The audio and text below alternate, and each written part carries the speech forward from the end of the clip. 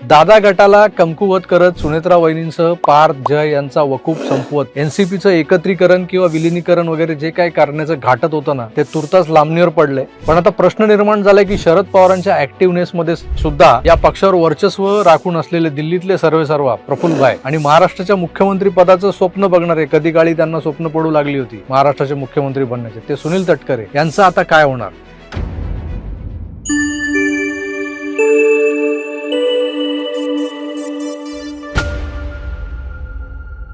मित्र नमस्कार. राष्ट्रवादी काँग्रेसमध्ये सध्या जे काही घडतंय त्याबद्दल माध्यमांमध्ये उलटसुलट चर्चा सुरू आहेत. पण यातला सर्वात महत्त्वाचा आणि खळबळजनक मुद्दा काय असेल तर तो म्हणजे पक्षाचा पैसा. हा पैसा ज्यात ठेवलाय ती तिजोरी आणि त्या तिजोरीच्या चाव्या. या चाव्यांचा ताबा कुणाकडे असावा या नाजूक मुद्द्यावरून सगळ्या भानगडी सुरू झालेल्या आहेत.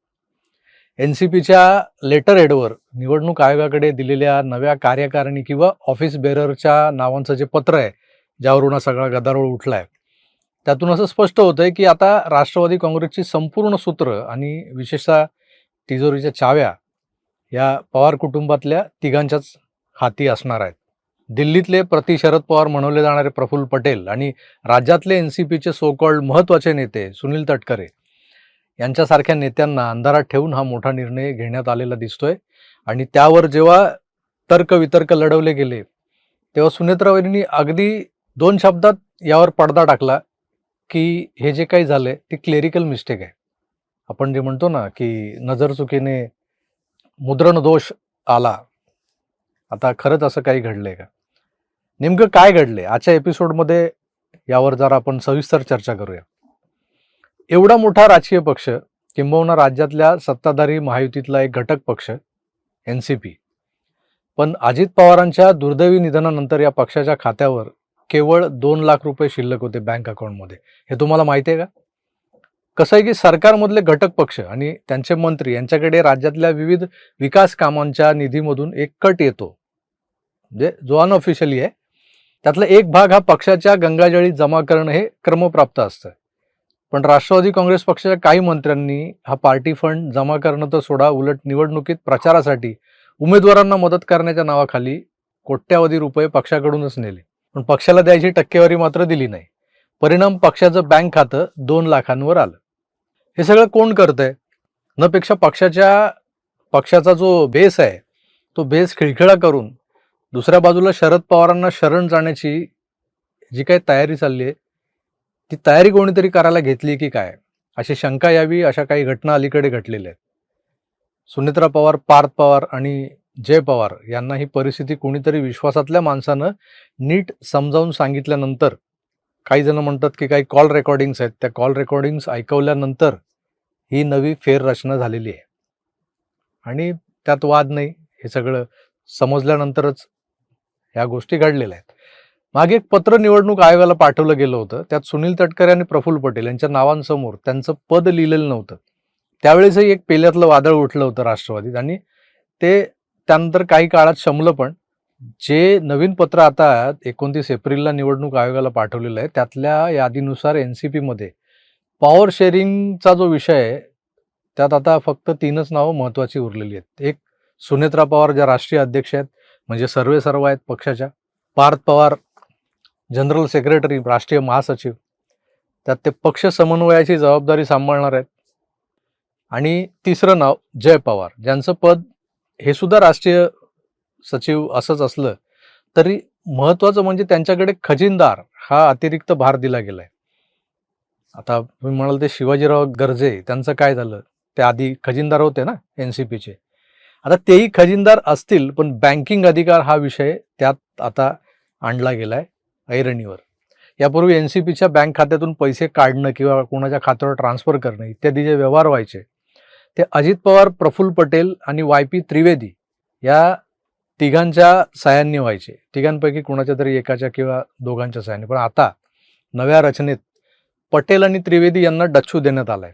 आता फक्त सुनेत्रा पवार, पार्थ किंवा जय पवार यांच्यापैकी एकाच्या स्वाक्षरीने हे व्यवहार केले जाणार आहेत, ज्याला आपण ऑथोराइज सिग्नेटरी म्हणतो, तो प्रकार. यातून काय दिसतंय तर ज्येष्ठ नेत्यांना धक्का दिलाय हे उघड झालेलं आहे. मी जसं म्हणालो शिवाजीराव गर्जे खजिनदारपदी काय माहीत, पण त्यांना हिशोबाचं काम दिलंय. म्हणजे ते खजांची असले तरी मुख्य अधिकार हे पवारांकडेच असणार आहेत, म्हणजे चाव्या पवारांकडे. बरं, हे सगळं होत असताना प्रफुल्ल पटेल, सुनील तटकरे आणि छगन भुजबळ यांच्यासारख्या ज्येष्ठ नेत्यांना या नव्या नियुक्त्यांचा थांगपत्ताही नव्हता. ही चर्चा आता जोर धरू लागली.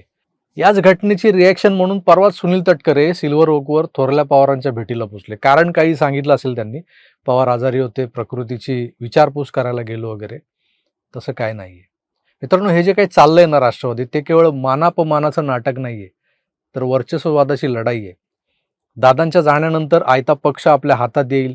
पार्थ, जय आणि सुनेत्रा वहिनी या काय राजकारणात एवढ्या खोलवर शिरणार नाहीत, असं ज्यांना वाटलेल्या किंवा असा जो काहींचा जो समज झाला होता, त्यांचा भ्रमनिरास होताना दिसतोय आता. पटेल आणि तटकरे हे सगळा पक्ष भाजपच्या दावणीला बांधायलाही तयार होते, पण केंद्रातल्या भाजप नेत्यांनी ते होऊ दिलं नाही. त्यामागेही कारण आहेत.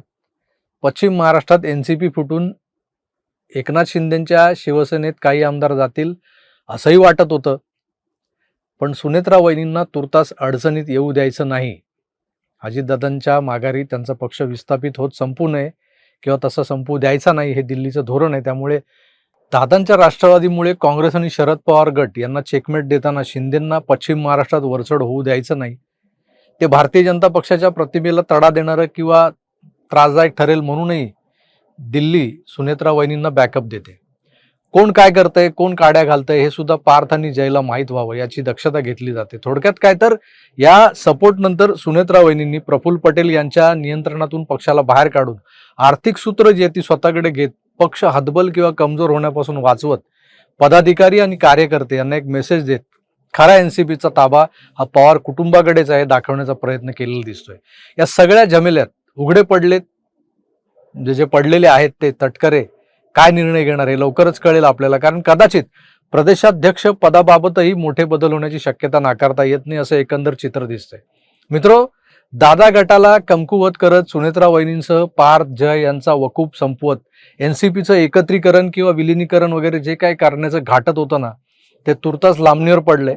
पण आता प्रश्न निर्माण झालाय की शरद पवारांच्या ऍक्टिव्हनेसमध्ये सुद्धा या पक्षावर वर्चस्व राखून असलेले दिल्लीतले सर्वेसर्वा प्रफुल्ल भाई आणि महाराष्ट्राच्या मुख्यमंत्री पदाचं स्वप्न बघणारे, कधी काळी त्यांना स्वप्न पडू लागली होती महाराष्ट्राचे मुख्यमंत्री बनण्याचे, ते सुनील तटकरे यांचं आता काय होणार हे पाहणं खरोखरच रंजक ठरणार आहे. एकंदरच या परिस्थितीबद्दल तुम्हाला काय वाटतं हे मला कमेंट्स करून नक्की कळवा.